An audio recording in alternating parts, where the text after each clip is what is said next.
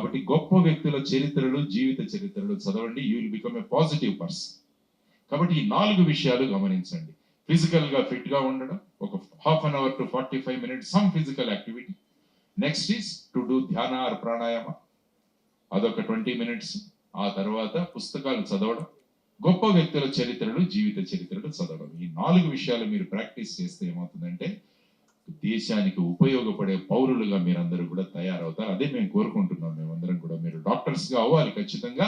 దానితో పాటు సమాజానికి ఉపయోగపడే గొప్ప ఆలోచనలు కలిగిన వ్యక్తులుగా మీరందరూ తయారవ్వగలిగితే ఏమవుతుందంటే దేశానికి లాభం కలుగుతుంది, దేశం నెంబర్ 1 అవ్వగలదన్నది మా అందరి ప్రగాఢమైన ఆకాంక్ష. భారతదేశాన్ని నెంబర్ 1 దేశంగా తయారు చేయాలన్నది మనం ప్రతి ఒక్కరు కూడా కంకణం కట్టుకొని ముందుకు వెళ్ళగలిగితే ఎంత గొప్పగా ఉంటుందో ఆలోచించండి. ఆ విధంగా మీకున్న అద్భుతమైన అవకాశాన్ని వినియోగించుకోండి.